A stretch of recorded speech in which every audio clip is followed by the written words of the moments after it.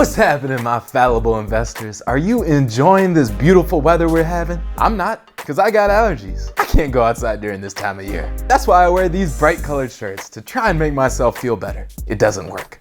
Anyway, today we're going to talk about why you need to keep a trading journal. I'm going to show you how to make one and also explain why a journal will improve your trading results. Now, when I first read about the idea of having a trading journal, I thought it was a complete waste of time. Because when I hear journal, I think someone's just trying to call their diary a cooler name. And what am I going to write in a diary? Dear diary, today I waved to her, but I don't think she saw me, which is why she didn't wave back. But one day she's gonna notice me. Also, I couldn't help myself today and I ate a McFlurry and it went straight to my thighs. But no, that's a stupid way to look at it, because really the purpose of a trading journal is so that you can be your own coach. So if you're recording everything you're doing while following your process, you're basically gonna have the equivalent to game footage. And what do all pro athletes do to improve their game? They're watching the footage. They're seeing where they made their mistakes and where they did a good job, and with that information they can improve their performance. It's the same idea if you're practicing your squat form at the gym or you're just trying to shoot a basketball. You record it so that you could watch the footage back and see where you need to tweak and adjust. So think of your trading journal as the same type of thing, where you're gonna go back and review your journal and then you're gonna tweak your strategy to improve your performance. Now, before we get into what you should put into your journal, I just gotta warn you to not get too complicated with it. Just make it simple and easy so that you actually do it. If you make this process too complex, you're just gonna subconsciously avoid it. I personally just use Google Docs and Google Sheets and I make it as simple as possible. I mean, we all hated those kids back in school that use 15 different highlighters on their textbooks, right? Well, I use yellow when something's important. I use blue when something's very important. And I use green when something's extremely important. Honestly, I'm convinced those kids were just trying to get high off the highlighter fumes. But if you like highlighting a bunch of stuff and that's the easiest for you, then go for it. And the fumes are just an extra bonus, really. But the point is, just keep it simple. Whatever you need to do it. Okay, so there should be 3 stages to your journal. You need a journal before you put on the trade, while you're managing the trade, and then also once you exit out the trade. Okay, so the pre-trade journaling. When you make your entry, the first thing you want to record is why you're getting into that position. So you want to basically put down your trade thesis. This could include anything really, like the technical setup you're seeing, the fundamental background, what you're seeing in the broader market, just really whatever your process is, put it down on that piece of paper. And then of course you want to include things like entry point, risk point, position size. It's always helpful to have a screenshot of the chart to put into your journal as well. And again, anything that goes into your process, you want to note down on the journal. And here's an important part that people forget. The other part you want to note in the journal is your emotional state of mind before making the trade.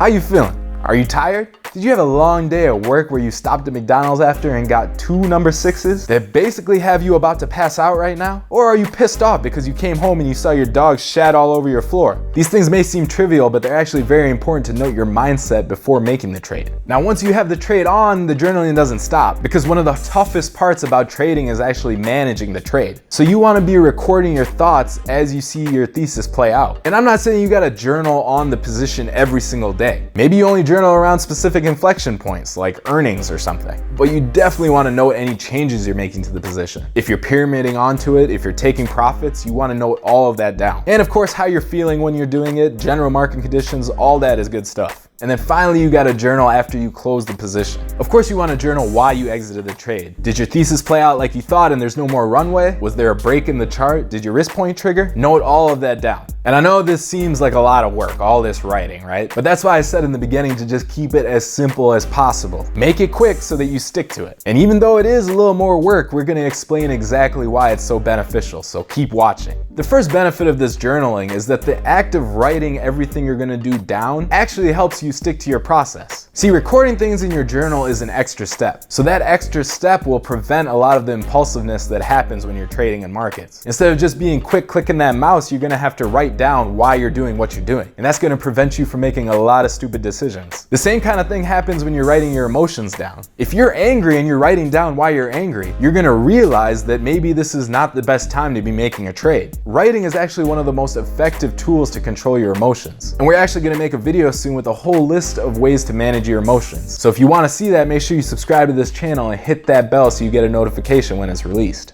Now, the second benefit of journaling is what I discussed before. Now that you have detailed reasoning for every move you made, you basically have game footage to analyze. And this is when you go back and see what worked for you and what didn't. You start to notice patterns, like these particular setups did not make me what I was looking for, while these setups did. So what are you gonna do? You're gonna do less of what doesn't work and more of what does work. And by doing that, you're basically refining your edge. And you're gonna see all sorts of patterns in your notes. For example, you'll see emotional patterns. Like, one thing I never do is trade when I'm angry, because when I looked back at my journal, I saw that I was way too aggressive with my position sizing when I was angry. So that tells me that's not a good emotional state to trade in. So I avoid those times. You'll also start to get insights about the general market. If you recorded what the overall market was doing when you were placing your trade in an individual stock, then over time you'll see what type of market conditions are the best time to invest and what aren't. Again, you're just going through this data over and over again and tweaking your strategy so that it works better for you. Like I said, it's being your own coach. You can be your own Phil Jackson.